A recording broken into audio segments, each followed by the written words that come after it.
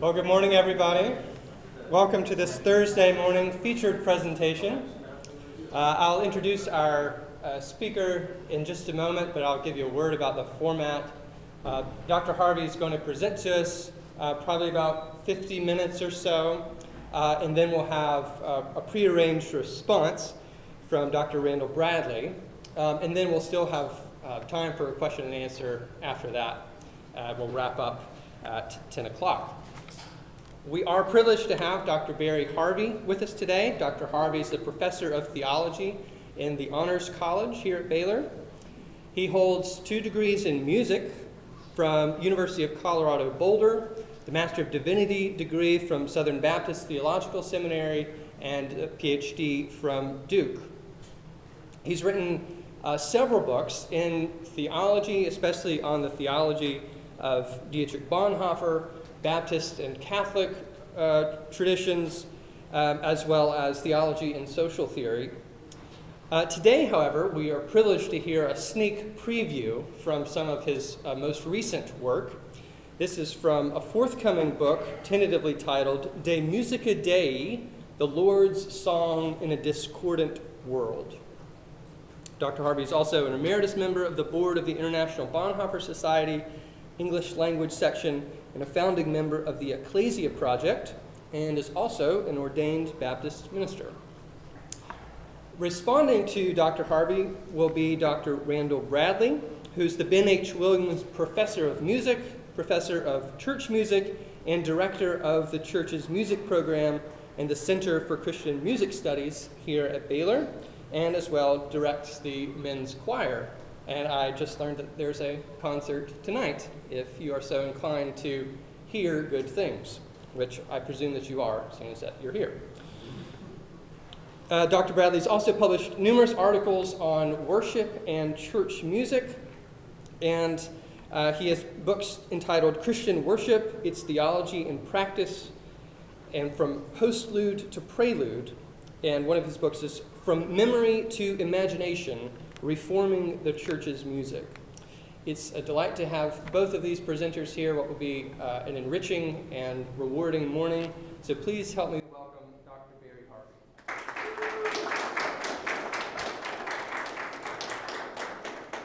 Thank you, Alex. And thank you for coming out early. Some parts of the world, 8:30 would not be considered early, but at a university it generally is. And I particularly want to thank Dr. Bradley for agreeing to respond. I'm very interested to hear what he has to say in response to what I'm going to be talking about this morning.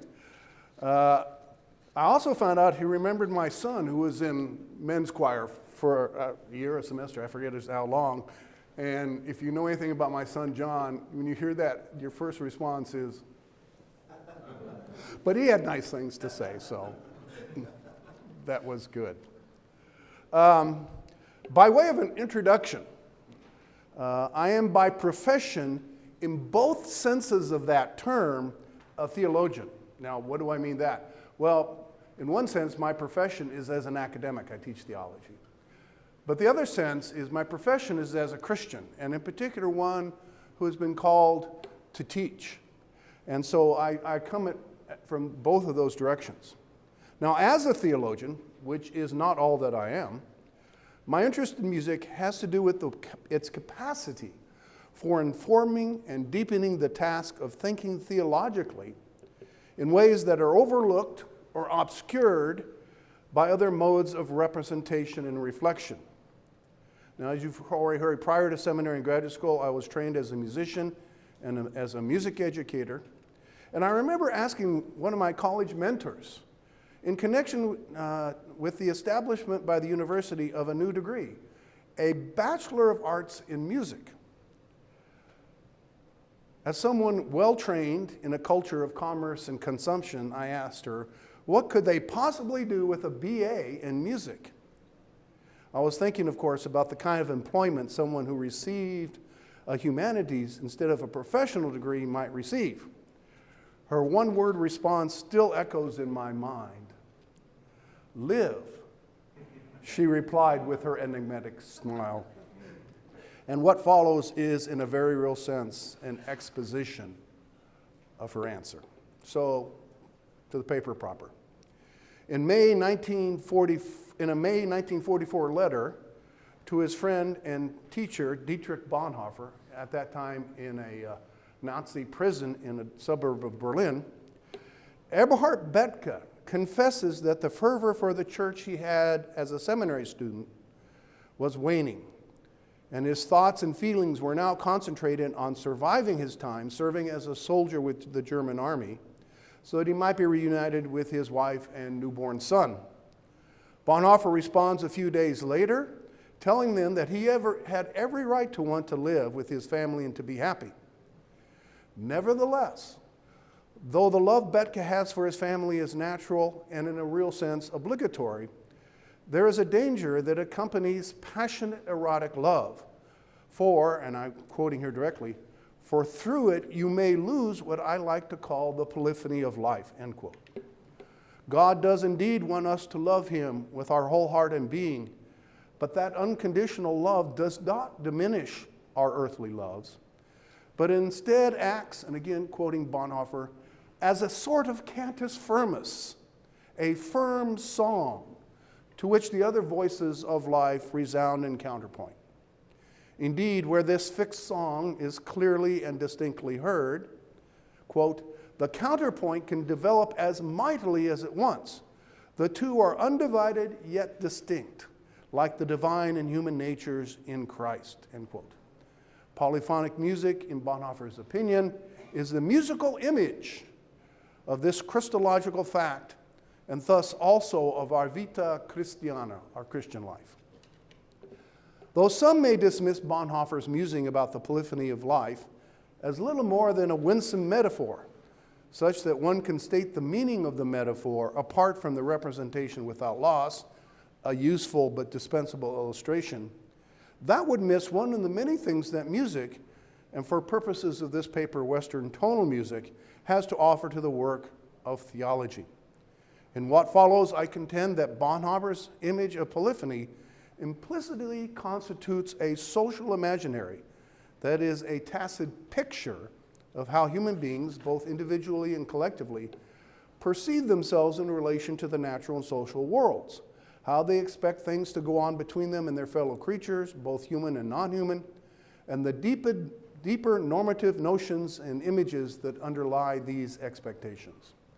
This intuitive self-understanding provides a wider grasp of our whole predicament, and thus extends beyond the immediate background assumptions for our particular practices.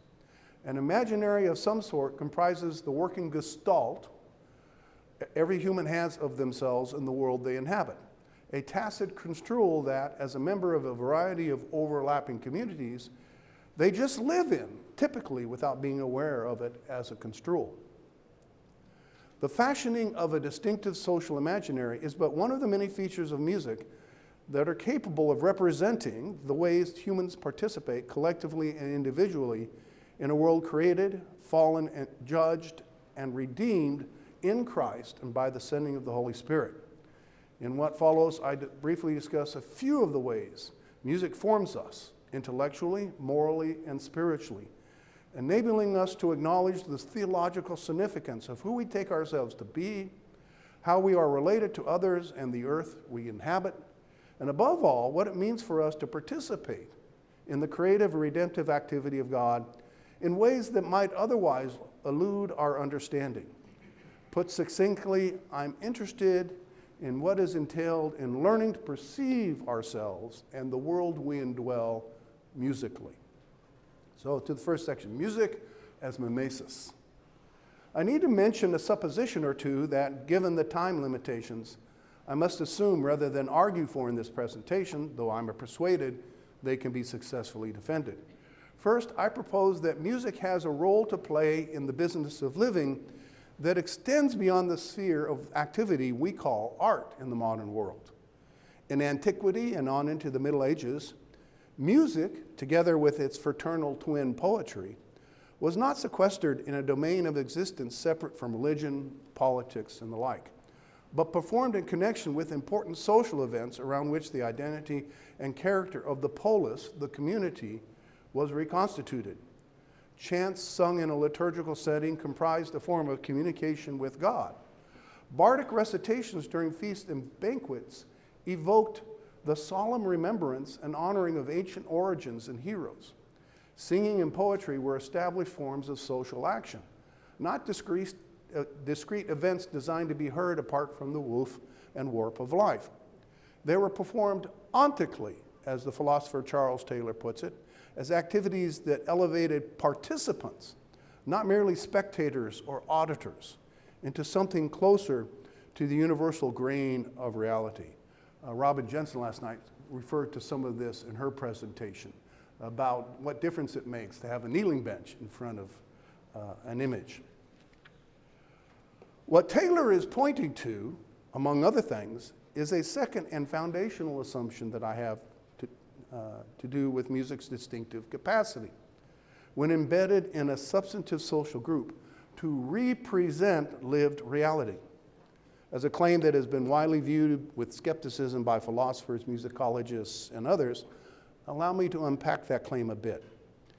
It is true that music cannot map discrete features of the world onto a scheme of point-by-point correspondence in the way the language can, each element in our speech referring to a determinate state of affairs that warrants what we say is accurate. However, this sort of correspondence between our speech and selective features of the world is only one type of representing, and even in that capacity, its adequacy in functioning as such is always relative to some specific purpose of mind. Music's ability to represent aspects of life also has to do with a specific purpose of mind, namely as a type of mimesis, an imitation, which is a lousy English word to translate that Greek term. Mimesis signifies, as Aristotle puts it, the thing in activity. The thing in this case being the movements and relationships, inventions and transpositions of human life lived before God, both corporately and individually. Mimesis represents reality not in order to copy it, but to offer a new or distinctive grasp of it, both intellectually and effectively, making it possible for us to acknowledge how the world happens to us and how we stand with respect to those happenings in ways we previously could not adequately recognize. Though music cannot mirror discrete features of the world as language can, it can train us to acknowledge in the midst of this clamorous and often cacophonous world, rhythms and harmonies of the one who loves, judges, and reconciles it, and in which we live, move, and have our being. I just recall one of my professors talking about that. She said when she was a little girl in school, a teacher put a record on and said, when you hear this, you should be seeing yourself on a spring day walking through a field with flowers. And she said, I can never see that. And you know, that's right. The significance we associate with music is conferred by the cultural company the music we play, sing, and listen to keeps, including the languages and grammars we use. As a social imaginary to be cultivated within the church community, musical mimesis has a unique capacity to represent how we take in the world, and to do so more truthfully than the dominant gestalt of modern society. At this point, I ask your indulgence, as I need to cover some philosophical terrain that can be somewhat obscure, but which is necessary to set up the framework for discussing the role of music in generating a fit social imaginary for theological reflection. So let me talk about the dominant social imaginary. To recapitulate, a social imaginary frames one's sense of relatedness to the world of people, places, things, and events, though typically that picture goes unreflected for most people in the normal course of life.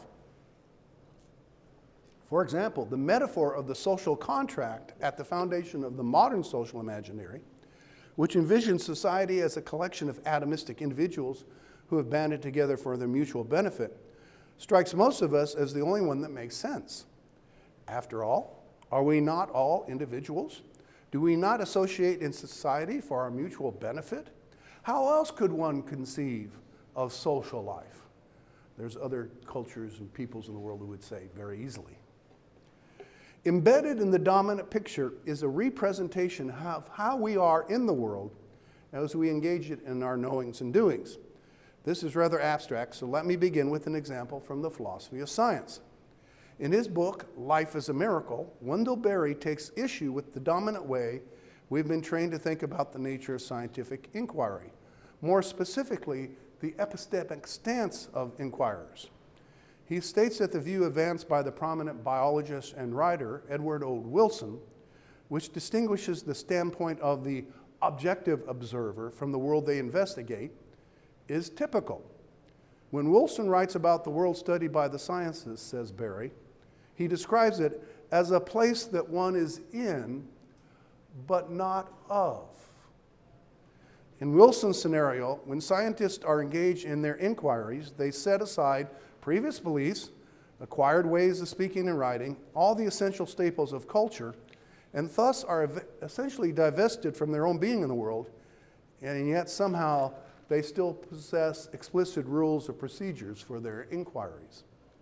The world, in turn, is rendered entirely at hand, subject to precise prediction, control, possession, and manipulation. Whence comes this image that scientists, as they conduct their inquiries, are in but not of the world? In a significant way, it derives from our sense of sight. Joseph Pieper contends that our ability to see is the first step towards that primordial and basic mental grasping of reality which constitutes the essence of man as a spiritual being. If you were at the banquet last night, that might sound familiar. Pieper claims that it is only through seeing that our inner autonomy is fashioned, a primal sense of self that underwrites a critical distance from the demagogical spells of any powers that be. The imaginary informing the consciousness of being in but not of the world is one particular development of this visually inflected intuition of existing at a critical distance from the objects of its inquiries. Taylor spells out in more detail the characteristics of this epistemic distance, underwriting our relation to reality, in what he describes as the buffered self of the modern world. A self that pictures itself existing in the midst of a world that is disenchanted. This tacit depiction of the self and world stipulates that thoughts, feelings, spiritual elan, and moral agency exist solely in minds.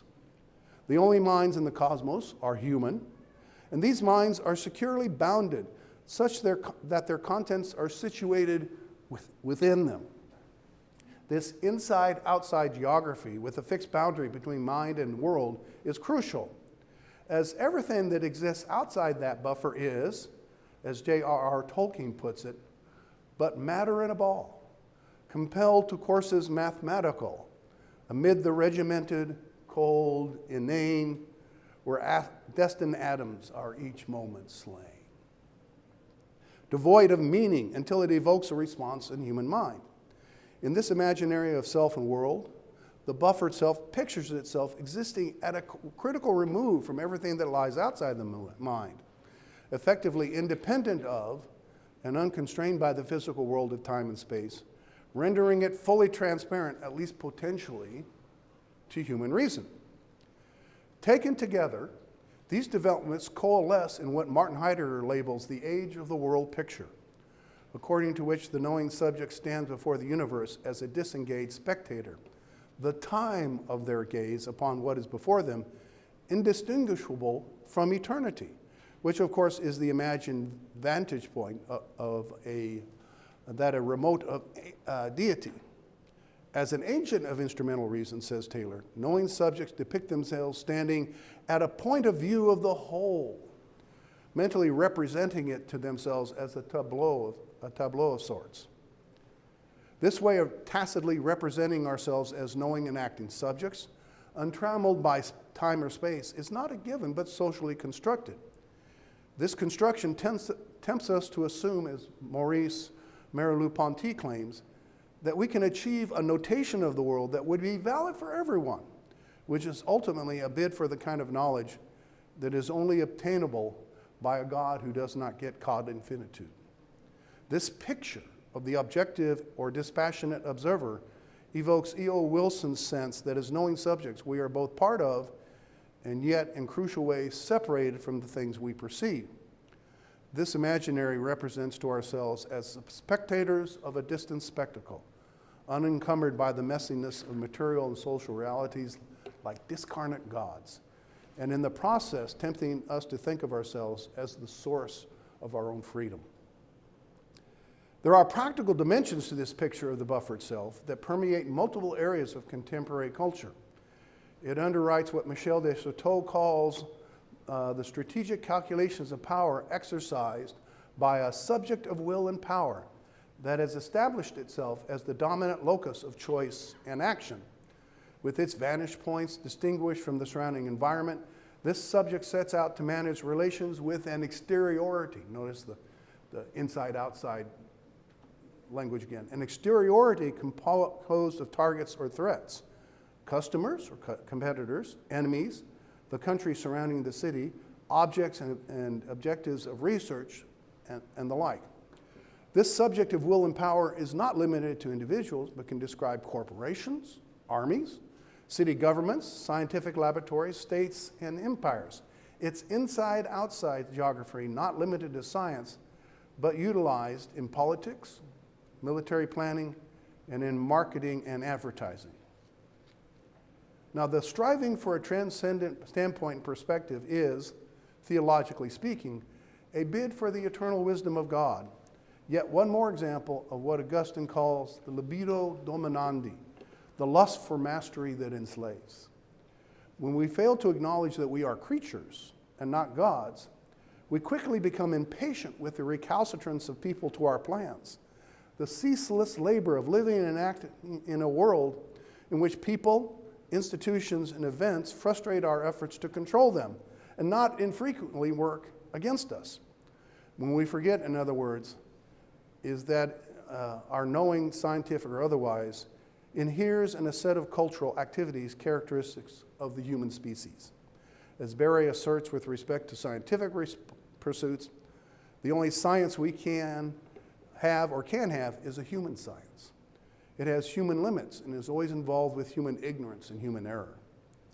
The question thus becomes, are there more human ways of reflecting on what is usually implicit in our intellectual and volitional encounters and interactions with reality? We now return, probably to your relief, to the field of music. Since music's sensory medium is hearing rather than seeing, it mimetically represents ourselves as knowing and acting subjects in relation to reality quite differently, starting with our relationship to time. When we listen to music, says Rowan Williams, we must suspend all other activities and give over our time to its time, yielding imaginatively to that which we cannot control, only receive in what Pieper calls, and I like this expression, a relaxed action, without any need for effort on our part to possess it. As we listen to music then, time is no longer available for action, achievement, dominion, and power, not even for acquiring ideas. All the things we might want to achieve, produce, gain control, or take possession of, recognize, reflect, and categorize must be set aside as the time of the music imposes itself on us. These things are no longer possibilities, as we must submit something of ourselves, a period of life, to the time of music's performance. In so doing, we become receptive to what is beyond us, attending to its rhythms and harmonies, inventions and transpositions, caught up in the sounds that can modify, challenge, change, and enlarge who we are and who we will become going forward. By the way, this is one of the reasons I'm not using musical examples, because it would take a lot of time. So you'll just have to trust me here. Listen to a recording of Samuel Barber's Adagio for strings and give yourself over to it. When measured by a clock, the piece takes somewhere between 8 to 10 minutes to perform, depending on the conductor. But this measurement is not identical to the time within which its various elements, melody, harmony, meter, and rhythm, unfold and develop as they strive toward the final cadence. There is an intentionality, a directionality to musical time that eludes the Newtonian conception of time as a sequence of identical moments flowing from nowhere to nowhere through absolute empty space. The intentionality of each note and chord is connected, not through law-like causality, but by rhythmic patterns and harmonic motifs that recall the notes that preceded them, but also anticipate, tend toward those yet to be heard. What is past is not over and done with, and what is in the future shapes the presence. Moments of silence, of which there are several in the Adagio, and they are particularly powerful, are not excluded from this intentional quality, but partake of what has come before and tends towards what is to come. When the piece ends and we reflect back on what we have heard, the alternative picture in our self-consciousness that we both have and are in the midst of is similar to the visual imaginary Pieper has in mind, a representation of our relation to the world and of the world itself that is finite, determined, self-contained, and complete in itself. Nevertheless, as we reflect on what we just have heard, the coming to be and the passing remains integral to our recollection. The timeful intentionality of the performance enduring in ways that are not needed in visual reflection. Imagine gathering a chorus, an orchestra large enough for every single note in Wolfgang Amadeus's Mozart, Don Giovanni, to be played and sung simultaneously on a single downbeat. What we would hear would not be music, but white noise. The same would happen if the notes were played at different times, but not in the sequence indicated by the score. Whereas in the visual gestalt, temporary succession, collating, connecting the particulars as I recollect them, does not come into play. In an auditory imaginary, it is essential. When we reflect on what we heard, the temporal density of the performance endures. Just imagine you go into a museum and you see several different pictures, and then afterwards you're thinking about it. You can think about two different paintings that you saw at the same time. You can compare them in your mind. You can look at them in various ways. Time doesn't enter into that recollection. You can't have that in music. The temporal density remains. There are other important differences between the two pictures. For example, there are not objects for our sense of hearing as we have in our sense of sight, which exist before one's eyes in the same instant, discrete particulars that we can then position as simultaneously co-present to each other and to us in a measure of timeless space. As Pieper suggests in a visual imaginary, I am more readily able to regard myself as possessing a certain distance and thus independence with respect to the world of objects external to my body, in that they stand before me at hand in a way that gives me a determinate sense of orientation and agency towards them. What I see is there, and I am here, separate and distinct, both spatially and mentally. I can turn away or close my eyes, shift my gaze elsewhere. A visual imaginary thus lends itself to a Gnostic sense of self, epistemically unencumbered by temporal duration or the bodily senses, having the status of a spectator at a distance, beholding the world as a spectator, as a spectacle, The impression of autonomy conjured by a visual imaginary confers on the knowing and acting subjects its sense of detachment and vulnerability, mastery and possession of the world. The scientist who thinks they are in, but not of the world. Within the world of sound, by contrast, we are essentially receptive. I do not routinely open myself to and shut myself out of this world. There is no audio blinking, nor can I, with the same efficiency and ease, achieve sanctuary and repose in relation to the heard world that simply shutting my eyes enables me to achieve in relation to the seen. Have you ever watched on television a movie, a horror movie, and there's horrible things going on, and you close your eyes, you don't have to look at it anymore, but you're still hearing it. You're still hearing it.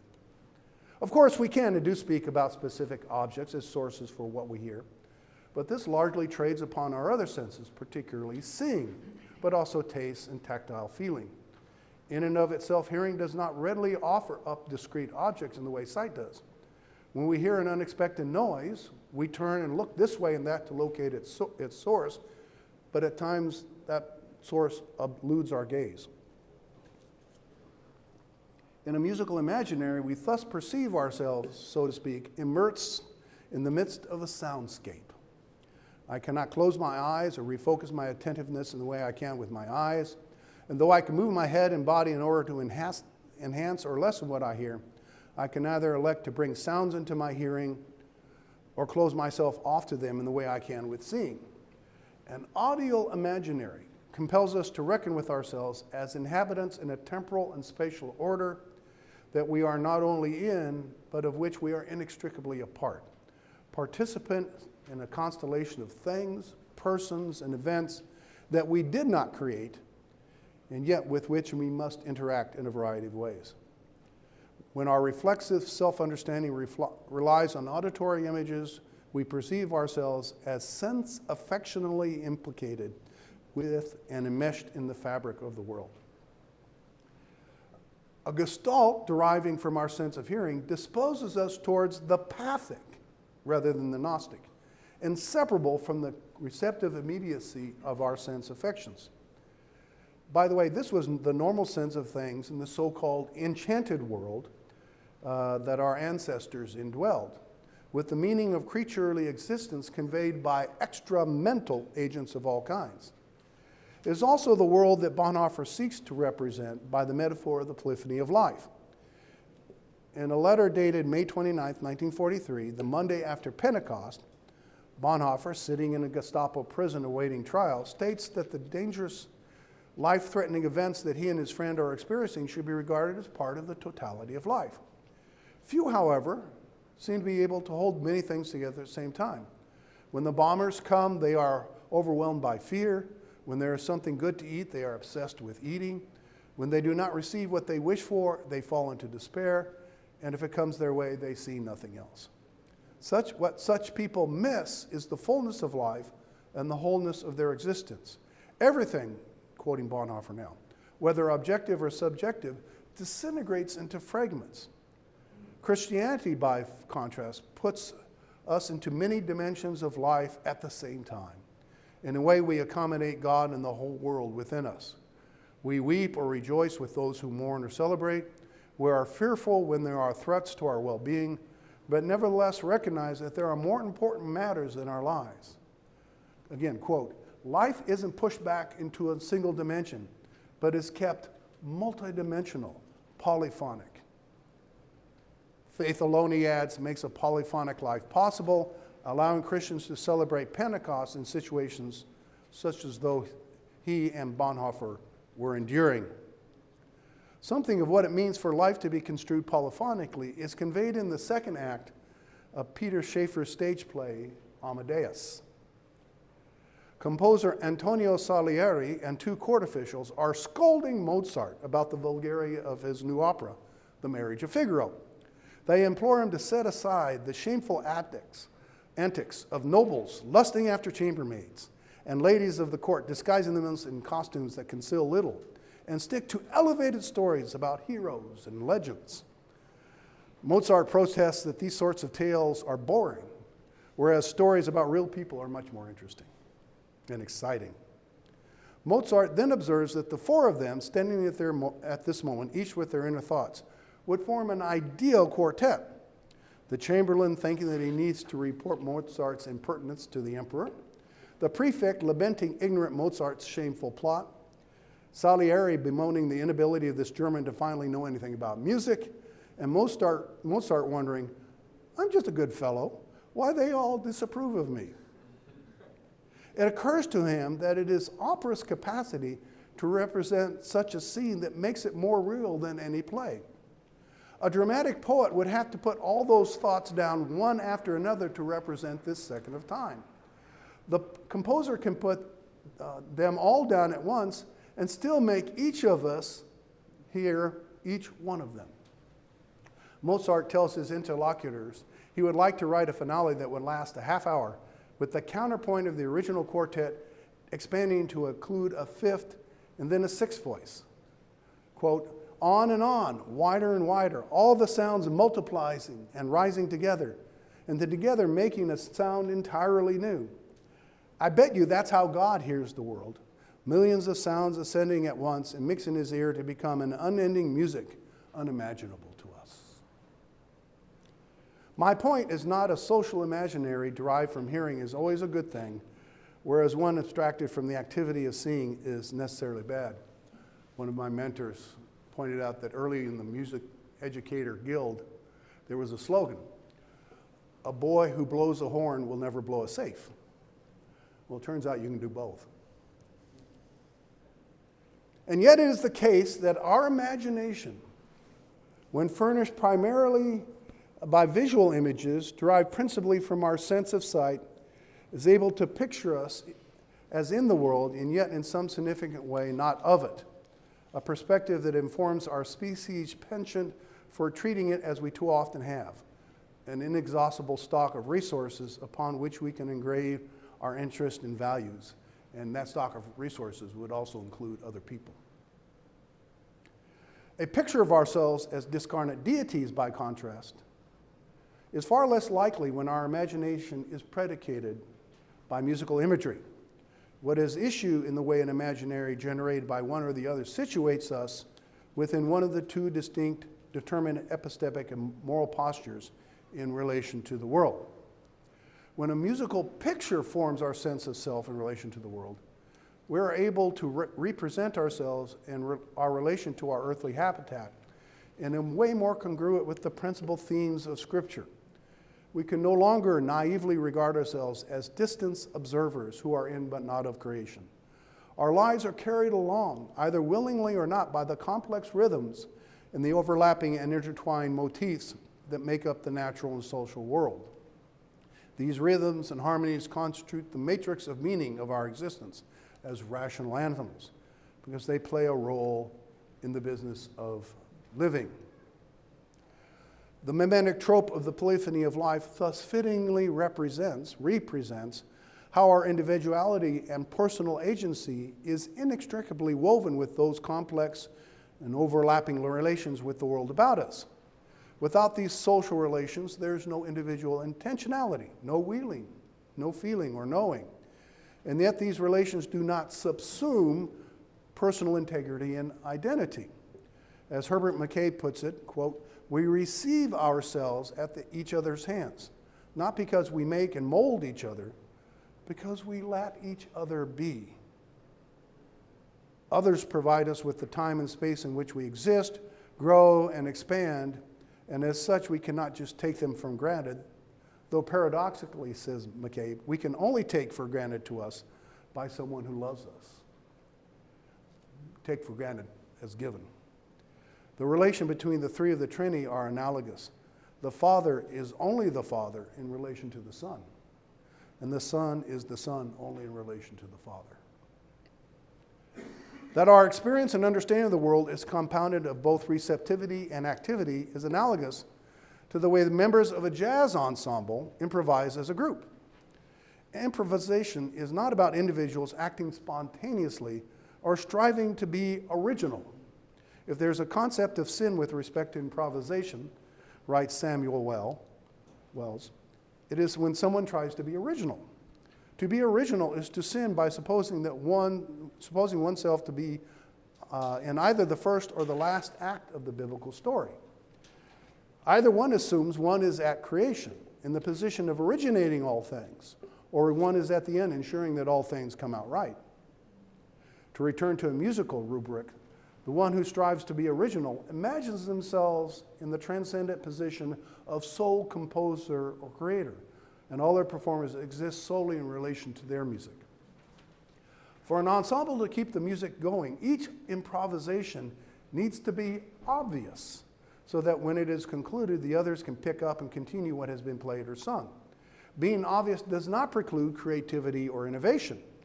What it does mean is that when one plays or sings can be acknowledged by the others as flowing from what the group is playing.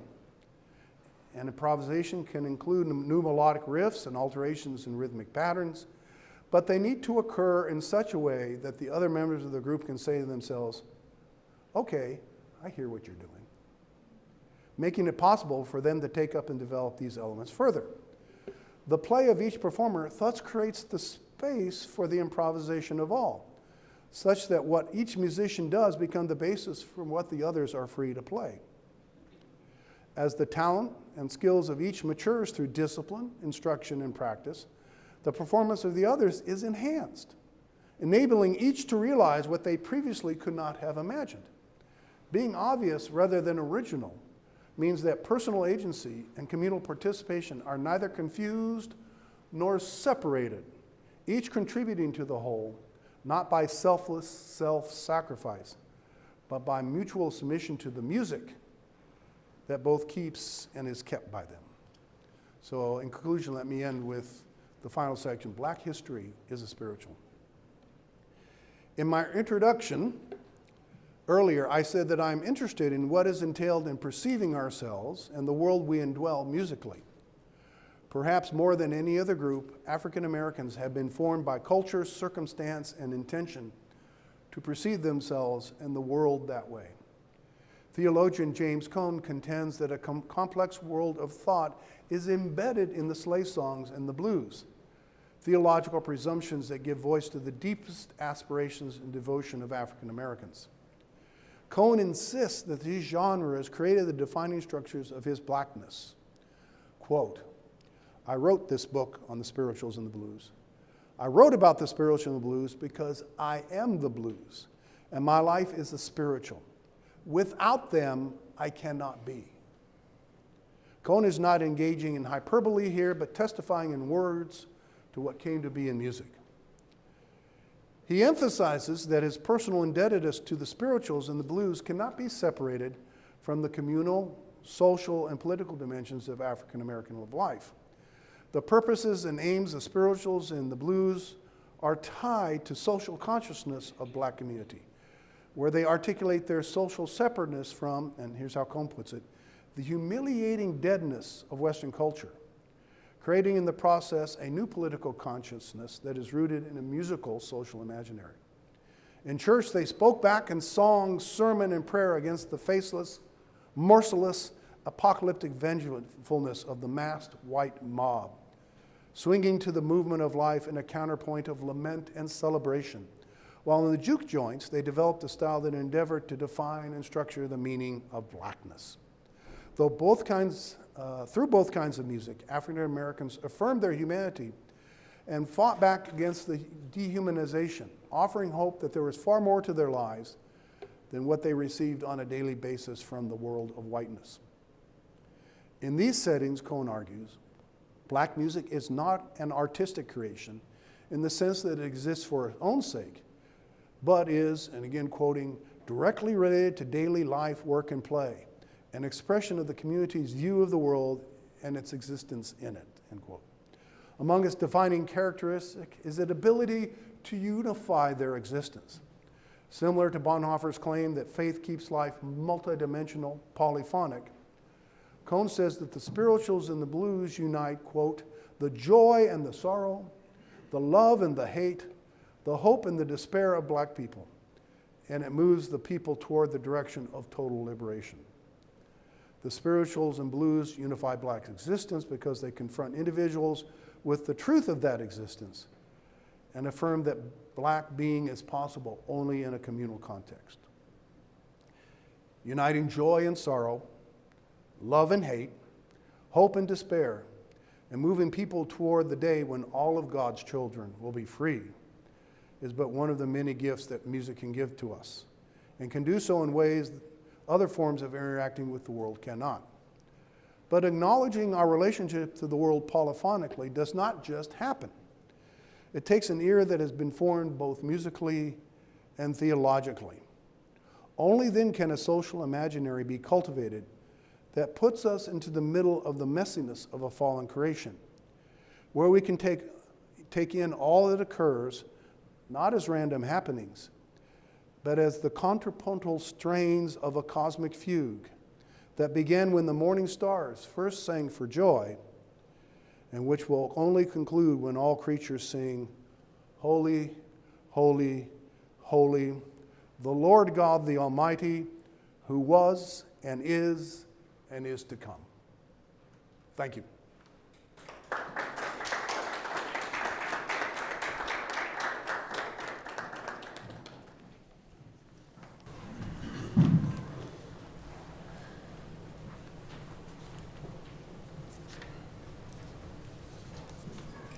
Good morning. It is indeed a privilege to respond to Dr. Barry Harvey's paper. As someone who has written on the subject of Musica's theological formation, I've read this paper with great interest, and I'm glad to know that you're going to be doing something else with this topic because it certainly deserves further research and further elaboration. As an accomplished musician with graduate degrees in both theology and music, Dr. Harvey is an ideal person to delve into this topic. And certainly I'm glad to know that he will continue it. My responses today are informed by my experience as a scholar of church music and worship, as a conductor, and as a person who has been a practitioner of church music in congregations for over 4 decades. As I consider the topic of theological formation and reflection, the lens through which I consider this topic is through congregational worship, which I believe to be the church's greatest opportunity for shaping and forming us into Christians with greater theological depth and capacity for theological reflection.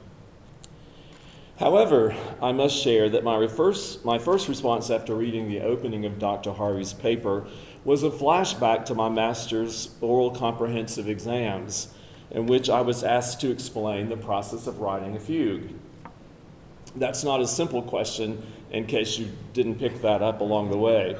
I stalled for a moment, asking if they would prefer that I discuss a 3-part fugue or a 4-part fugue, and as you can guess, they chose the 4-part fugue. I launched into an explanation of exposition, episode, development, subject, answer, counter-subject, and a bunch of other words related to this topic. When I had shared everything I knew to be true, they politely asked me to continue. The process continued until my knowledge was completely depleted. But I share this story today to illustrate the complexity of this technical discussion. And it occurs to me that a lot of the language that's been used today might not be the language that many of us are accustomed to using in our daily lives. But the good news is that Dr. Harvey's paper is not about writing a fugue. In reading his paper, I'm immediately drawn to the reference to Wendell Berry's work and to the remarks regarding the limits of scientific reasoning. Berry's thoughts might be summarized in the quote, although it's not a Berry quote. The only science we have or can have is human science. It is human limits, and it is always involved with human ignorance and human error. This discussion of science, the scientific limits, begs the larger question of why we need the arts in general, and specifically music. And that's the case that it seems to me that Dr. Harvey's paper has argued well. Closely adjacent to the Berry argument and others and also is implied in the paper, according to my reading, is the reality that words, which are historically perceived to be precise, have come to be regarded as more open to misinterpretations and misunderstandings than we previously thought. It is this dichotomy of words versus music that churches, especially free churches, who have been primarily sermon-centric, have sometimes viewed music as perfunctory rather than theologically formative. And I think that is one of the issues being addressed here. In fact, many believe that the combination of words and music, which we find in congregational song, may be the single most formative practice for worshipers. Furthermore, what words, particularly prose, sometimes lacks is the capacity for mystery, of which music often is abundant. Since this mystery-infused worship exceeds our human ability to control its influence and outcomes, when worship moves beyond our ability to dissect and interrogate, the church and its leaders sometimes become fearful. Hence, free church leaders have not always recognized music as a key shaper of faith. And what I'm saying there is that I think because words are perceived oftentimes to be accurate and truthful, etc., that when we go beyond words, we begin to squirm because we lose control. And I think that's a key issue here. I also don't think I say this otherwise in the paper, but I think that the idea of mystery is inherent in music, which is a key part of what actually shapes us through music. But it's the part that we can't quantify, and we can't take a test to say, how much mystery do you have, or how much mystery did you gain? And so those are the things that make the church nervous, especially the churches that are word-centric. However, before I'm perceived as too word critical, let me further clarify. Just as words can be overly rational and scientific, so can music. And just as words can be imprecise and have obscured meanings, so can music. For instance, a poorly performed contrapuntal composition, in a poorly performed contrapuntal composition, the cantus firmus can be obscured by polyphonic melodies restating or enhancing it. The firm melody then becomes overshadowed and rendered inaudible, which is actually the challenge of playing or performing a contrapuntal composition. It is actually to figure out what the most important line is and to bring that out, which is a challenge that is significant. Similarly, a poorly written polyphonic exercise sounds more like a freshman theory assignment than a composition, which has been my attempt at polyphonic compositions. It has little capacity for mystery or otherness. Similarly, music and words have the capacity to be utilized only for persuasion or to stir up emotional fervor. And as we consider the role of words and musical sounds in worship and faith development, we must always be reminded that the central place in which silence plays in music. Without the juxtaposition of silence, music flounders. I would now like to reflect on some of Dr. Harvey's discussions of musical imagery. I have a friend who describes worship as the community's gathering to be recalibrated to God. She posits that during the interval between one worship experience and the next, we inherently replace God with our own desire to be God, to be the God of our lives. Therefore, encountering God in systematic worship allows us to regularly adjust our lives to God's self.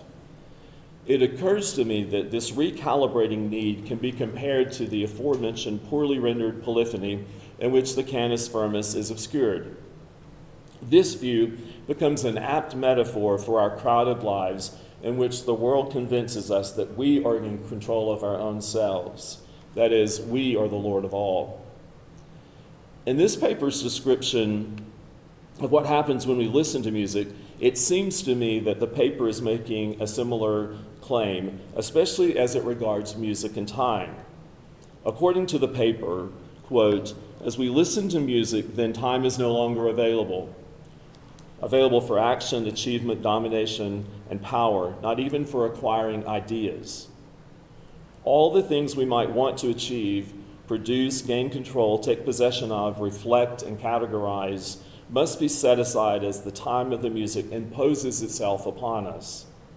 These things are no longer possibilities, as we must admit something of ourselves, a period of our life, that is, submit ourselves to a period of our life, to the time of the music's performance.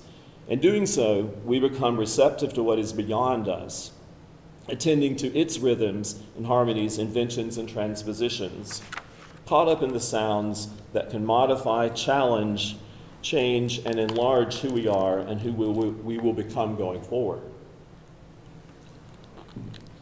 Read apart from this paper's context, Dr. Harvey's words could easily also be a description of what the weekly ritual of worship actually might embody. Later, as Dr. Harvey describes Barber's Adagio for strings, his description of the piece's progression is yet another well-stated model of what the unfolding of worship should entail. quote, the intentionality of each note and chord is connected, and through law-like causality, not through law-like causality, but by rhythmic patterns and harmonic motives that recall the notes that precede them, but also anticipate, tend toward those yet to be heard. What is past is over and done with, and what is the future shapes the present, end quote. This description recalls worship scholar Robert Weber's notion of retelling the gospel story as an apt model for corporate worship. Yet it also draws many parallels to the flow and progression that embodies effective transformative worship. While there is much more about which I would like to comment and agree, I will now draw into the discussion some elements of the communal aspect of music making and of worship's impact on theological reflection and formation. First, I've come to believe that our being informed into the image of God is primarily a communal process.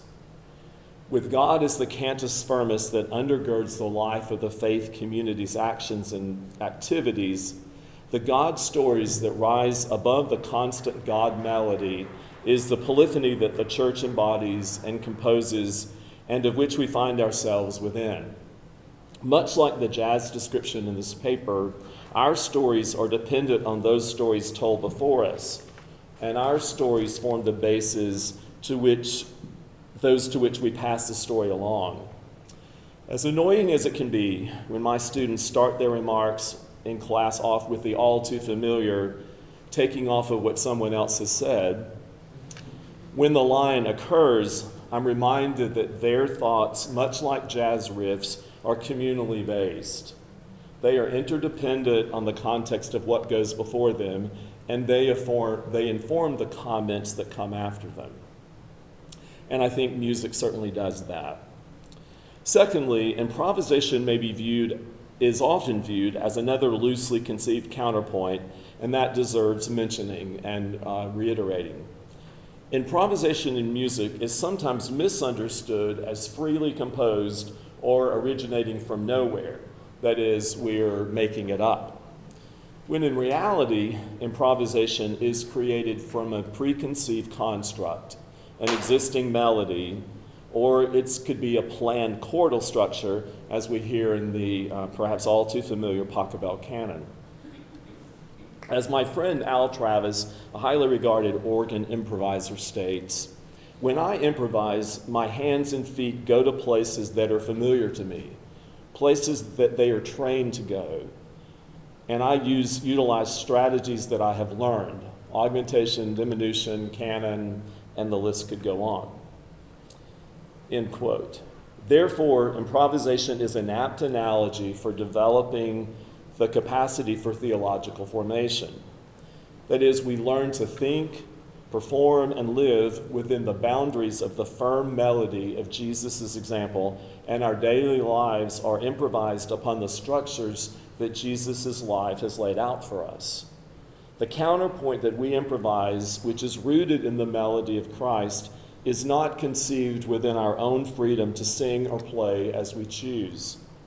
It is our story, but that story is composed within and around God's continually unfolding story of creation, redemption, and salvation. Thirdly, I've begun to contemplate whether the metaphor of counterpoint in a worship gathering might be comprised of all the music utilized in a service. That is, the counterpoint involves all the elements of a worship.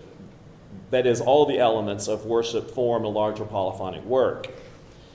Instead of viewing counterpoint as limited to a single composition which utilizes normally 2 to 4 voices, what if we were to imagine each musical element in a worship gathering, each with a Jesus cantus firmus comprising the larger grand polyphonic work that we offer to God within a particular communal worship gathering?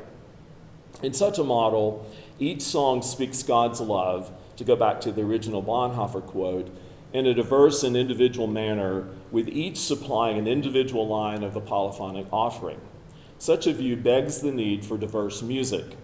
which in essence speaks the same redeeming message, which I believe is key for effective and transformative worship. Lastly, the contrapuntal example in music history involving the greatest number of independent lines seems to be Thomas Tallis's Spem in Alium, composed in 1517 and comprising 40 different vocal lines comprised of 8 choirs of 5 voices. Dr. Harvey's paper has caused me to wonder, and I end in the same place that he did, if such a monumental work of polyphony might be an apt description of the worship of heaven, which will be comprised of people from all times and places. I have begun to consider the possibility that the song we sing in God's presence might be more akin to this many-voiced polyphonic anthem instead of a blending of all voices into a straightforward four-part homophonic anthem.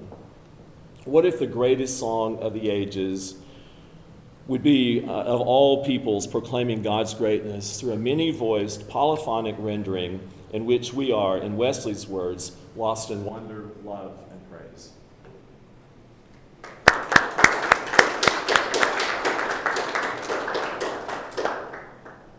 Wonderful. Well, thank you to both of you for these great remarks. We've got lots to talk about here. We've got about 25 minutes or so for questions. First, though, I might wonder if Dr. Harvey, you wanted to respond to anything, if you have anything to riff on there. Well, yeah, I have a short and a long version of response to Dr. Bradley. The short version is amen, amen. The little bit longer is I cannot agree with him more that if you want to form a congregation over time, don't be the pastor preaching, be the guy that picks the music. Because the congregation, what they hear, what they sing, what is played for them, will in the long run be far more formative. Which is why the kinds of music that are heard in church and are sung in church is very important. I agree also about the notion of mystery. That's another part of the project. I didn't want to throw the whole thing at you at once, but it's absolutely true. Part of being a creature rather than a creator is we can say some things truthfully about God, oftentimes what God is not, but ultimately we can only apprehend and not comprehend God in that regard. And I guess I certainly want to have church music at the forefront, but other parts of music, such as the Adagio, I think are extremely important. I've written about this. When I was finishing my PhD at Duke, a friend of mine said, you should go to this Anglican monastery that's in a neighborhood of Durham. You'll benefit from it. And I said, okay. At the time, I was a good Baptist, and so I started taking Eucharist 5 mornings a week, which was really weird to this little Baptist boy, because we normally celebrate the Lord's Supper once every 3 months, whether we need to or not. And at first, you're just kind of wondering, when do you stand, when stuff like that. Well, after about 3 months, it was on a Tuesday morning, I was at the Eucharist, and all my old Baptist prejudices, popery and popish things arise, because the celebration of the Eucharist that morning could be the first entry in the dictionary under perfunctory. There was no zing to it at all, okay? Then I went about the rest of the day. But then I realized at the end of the day, and by the way, nothing out of the ordinary happened. I don't remember really an event about that day. I just remember that all my encounters and everything I did, I was receiving in the context of the Eucharistic celebration. And I actually audibly said, oh, that's why. And so, can I use a pop illustration here? it's several years old now, but do you remember in the first Matrix movie? At one time, the main character got to the point where he no longer saw reality as, things, but started to see them as zeros and ones. In a certain sense, this is what I want to strive for. Not to see the world, but to perceive the world, to encounter the world, to acknowledge the world in that sense, musically, of everything going on as contributing to this, what I've referred to as a cosmic fugue. Started by God. If you need an image for that, read the first story in the Silmarillion by Tolkien. So that's enough.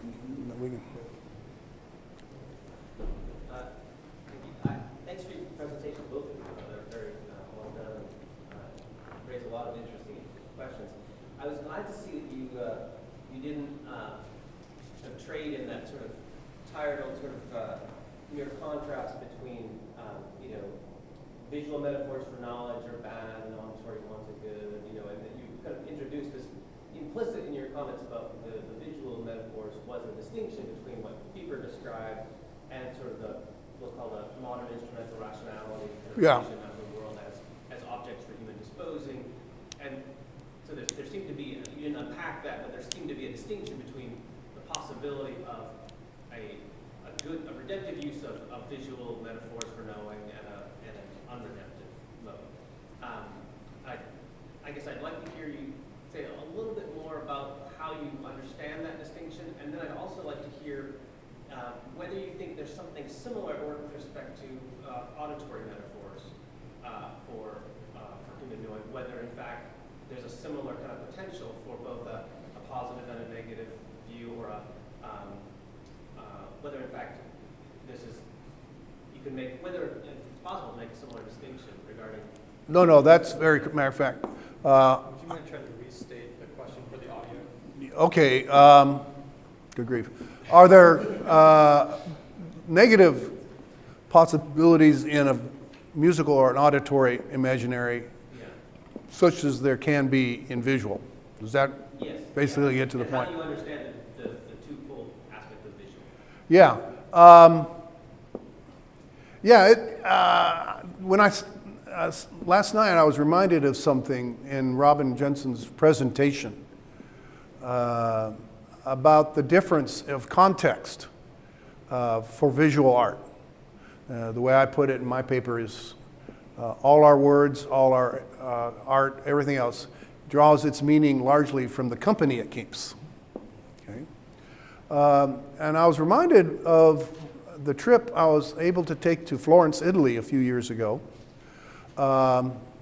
We have a colleague here at Baylor who teaches art history who likes to say that 80% of the world's greatest art is in Italy, 80% of that's in Florence, and 80% of that's in the Uffizi Museum.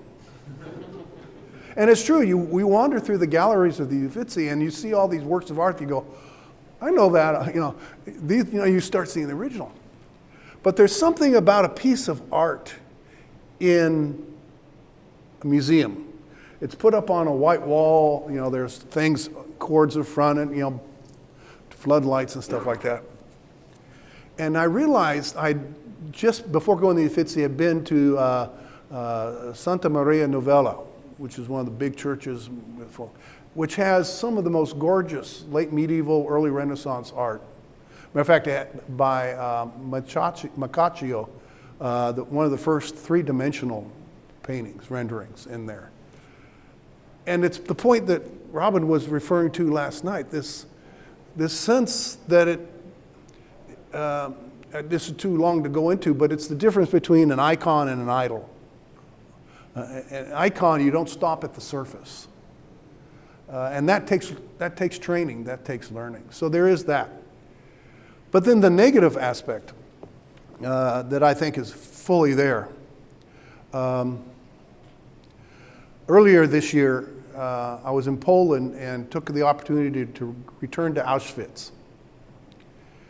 And in the main camp, just after you pass under that notorious archway that says Arbeit macht frei, is the place where the camp orchestra would play every morning and every night as prisoners were marched in and then marched out to work at munition factories. And the musicians played great works of music. Okay, as long as they had a nice beat to help the slaves, the prisoners march, so they play this. And you listen to the reports of the women and men who were in the camp orchestra and band, and the sound of that music now just horrifies them. And I think that it demonstrates there is that same kind of potential for oral imaginary. So it's in no sense a panacea in that regard. Matter of fact, some music can have a real deadening effect upon your soul.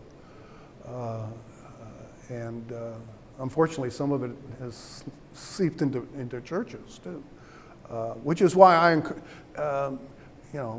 I'm supposed to, I got my pink on today since I'm entitled to wear it. That's the color of music academic. And I sound like your standard music educator, but it's really true. You need to, from an early age, to be formed musically, so that you can, as my professor said, you can live musically. You can see everything around you in that kind of sensibility. And it needs to be music that is increasingly soulful in that regard. I think it's also important to acknowledge the visual aspect of music, especially when we're thinking about polyphonic music, because often you can see polyphonic music better than you can hear it. The ability to hear polyphony is a very refined listening skill.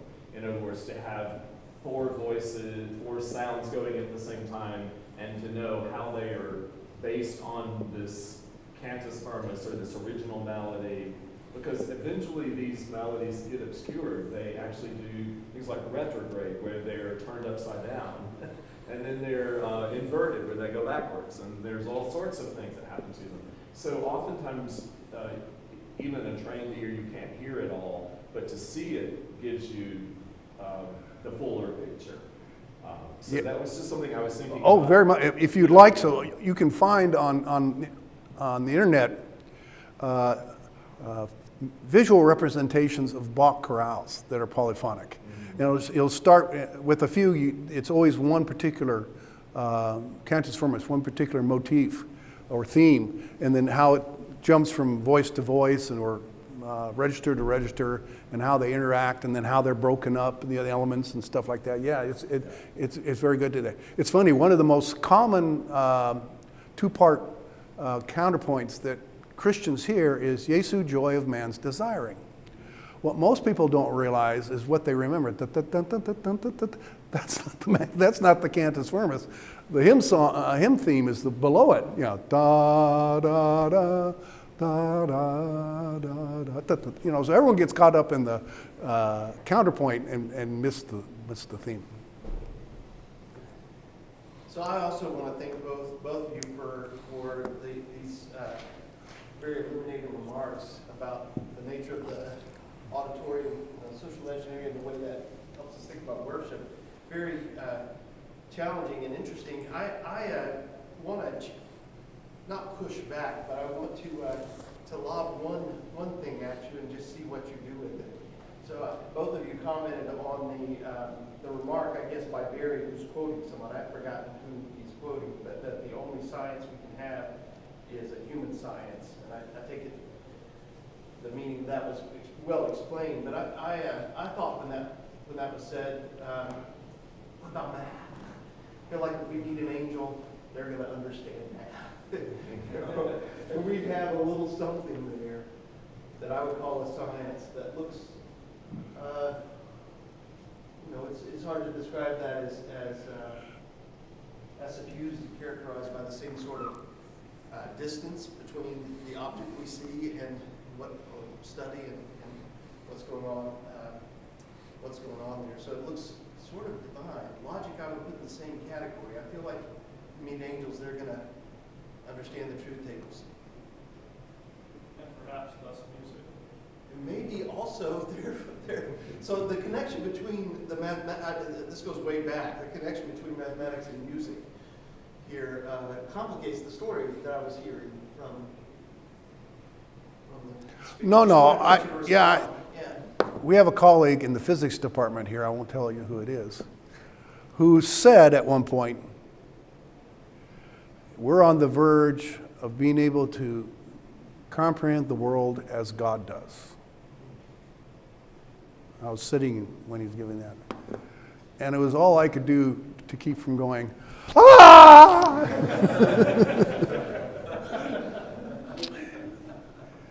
I would argue ultimately, even mathematics and the like is part of the created reality that both comes from God and yet ultimately can never be conflated with the being the reality of God. It is certainly a part of the created order and a very important part as well. And this goes into the kind of complicated ways we have to think about God's relationship to the world. Some of my poor graduate students, I drug them through Eric Chavara's analogy of being a few years ago, and we started talking about the dialectic between proportional analogy and attributive analogy, and which parts are which and how that refers to God. But I would still maintain that music, there's something woven into mathematics, into logic, into music, but it's still part of the creaturely reality that comes from God, and yet does not in any way give us access to comprehending God.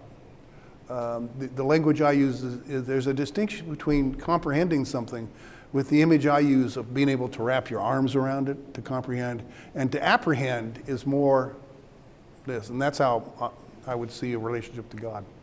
I would say that that's a really, really interesting point, I think, that you're making. Oftentimes music theory is compared to math, and people will say music theory is just like math. But it seems to me, actually, that I think the two are quite different. And one of the ways I would say that is if you were grading theory papers, which thankfully I don't teach anymore, but I did years ago. When you're grading a theory paper, there are rules that you have to go by, but the rules are determined, every move is determined by the one that's made before it. So every paper, no two papers in the class will look alike.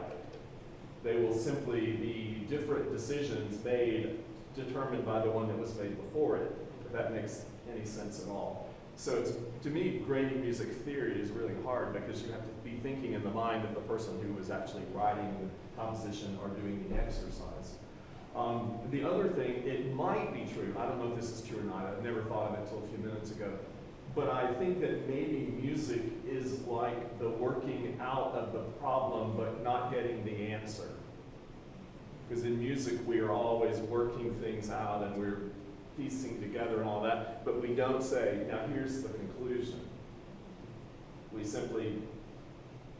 come to a double bar maybe, which is a pause or something like that, but we don't necessarily work it out and come to the answer. So I don't know if that's really true or not. I would have to think a lot more about that. And surely, tonal music depends upon proportionality and the like. But I also think that's an apt, that it makes music an apt view of God, because I don't think with our flawed minds and our humanness that we ever come to the answers with God. I think we are always working it out, and the more we know of God, the more we know that we don't know, and the more the answers are imprecise maybe at times. So I think it's always the working out of our faith, or our understanding of God. I think it was Leonard Bernstein who said, you know what the difference is between a decent composer and one of the greats? Says the good composer can compose a sonato allegro form just perfectly. And you go, oh, okay, that's all right. The great ones know when to break the rules, and it's the right time to break the rules. a long time ago, I was working on an assignment in a class, and there were 3 different people we were all working on. It was a contrapuntal assignment, actually. We were all working on this assignment. And so we were in this house that had 3 pianos. So we were all different pianos working on this assignment. One of these people was a pretty skilled composer. The other 2 of us, not so much. When we finished our assignments, 1 sounded artistic and 2 sounded correct. I think she was next, and then him. Thank you both for very beautiful thoughts. I really enjoyed it. I love the way that you described the experience of music and how there's such a participatory nature to music, how you're drawn into the time of the piece, and especially if you're performing the space in which you're playing, the people you're playing with are so important. So I love hearing and just thinking about how we sort of find our place in the whole while we're listening to music. And I love sorry, this is going somewhere else, the dichotomy with words. And I was thinking about with the way that we use modern language, it does have a lot to do with this Gnostic self that's detached from the world that we want to take in with this visual comprehensiveness and mastery, and especially when we speak scientifically or sociologically or politically. I love your reference to Tolkien. I think of the disease in language that he saw, and I think of some of Owen Barfield's very scathing indictments of modern language and something like The Heart on the Camera. But then I also think what you also made a quick allusion to this, like Greek music, or very early music, there wasn't such a distinction between the poetic and the music. That's right. The poetic is musical, music is poetic, and I guess my question is, can we kind of use the experience of music as kind of a doorway into learning to experience language also in this more participatory way, like that draws us into our place in the whole rather than like I think of like Greek poetics, Greek music. You know, time is also so important in the way that the story is told, the way that it's told, and people and place is so important. No, I don't. Although the relationship between poetry and music works well in the Greek world, not so much in the Hebraic world, because rhythm and that kind of stuff is not the characteristic of Hebrew poetry. But sure, I mean, one of the ways I think about what does it mean to be poetic, Alistair Mackin says the poetic is the ability to go on and go further with the conventions of a language, which in a certain sense has that kind of improvisational feel to it. And no doubt that poetry, but again, one of the things that Schaeffer points out in his play is a poet would have to, with the 4 men thinking these things, would have to put them down one after the other. In a quartet, you can compose them where they're singing together, each of them individually recognizable, and yet from it, which is the genius of homophonic as well as polyphonic music, creating something greater than the individuality, and yet the individuality is not lost. So yeah, I mean, and again, it's similar to what I was responding to Phil about. It's not that, okay, throw out all the visual stuff, throw out the poetry, okay, which is ridiculous because without the language, I couldn't have said what I said today. But again, and there's all, I mean, driving home last night, I listened to the Eagles, so, huh? A confession. Oh, I don't have to confess anything. I love Hotel California. It's a great guitar solo at the end.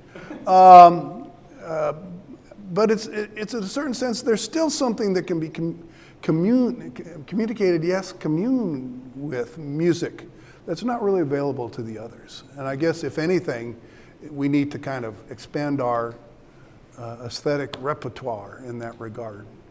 to live as fully as possible. I think it also goes to how we think about words. I have a friend who's a colleague at another institution where I taught many years ago, who wrote a book called The Sermon is Symphony. And the premise of the book is that Scripture has music that emanates from it, and that good preachers would say, so what is the music that would accompany this passage if you're going to be designing a sermon or writing a sermon? What is the music that what's the soundtrack of this passage? And that the sermon then should be in line with the soundtrack, whether it's a poetic, just whatever kind of music, but it might be very distinct, it might be firm, it might be a march, it might be aggressive, it might be, all kinds of things. And in those years that we worked together, we spent some time brainstorming about certain passages and certain musical works. And this has been a number of years ago. But it occurs to me that we don't have to make this great separation that we do. But I think in the church we have often, historically, we've seen Scripture as dissecting it. We've seen it scientifically, and we even preach that way a lot of times, and we view it as missing the bigger picture. I won't let you because you went in, but I'm going to respond to that too. Yeah, so quickly, since both of you talked a lot about congregational singing, the importance of kind of good music and the right music. So what would be your kind of quick or short response to someone in your congregation or another congregation that puts forward the rather standard view, whatever music people like is fine, whatever gets them energized is fine. So, and that could be respond either to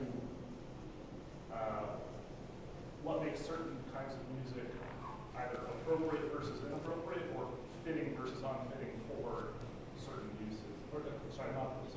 Appropriate and fitting, and then also, if you want to address even kind of fundamentally forming well or forming badly, just based on musical quality, even apart from fittingness to the worship service. Just real briefly, one of the things I think is desperately needed in church music, and you can find it in a lot of others too, is any use of real tension and even dissonance. If the music that you have in church is light and airy and sing-songy and that kind of stuff, you come to view life like that, but life's not that. Sooner or later it's going to rise up and bite you on the you-know-what, if it hasn't already, okay? This is why you need,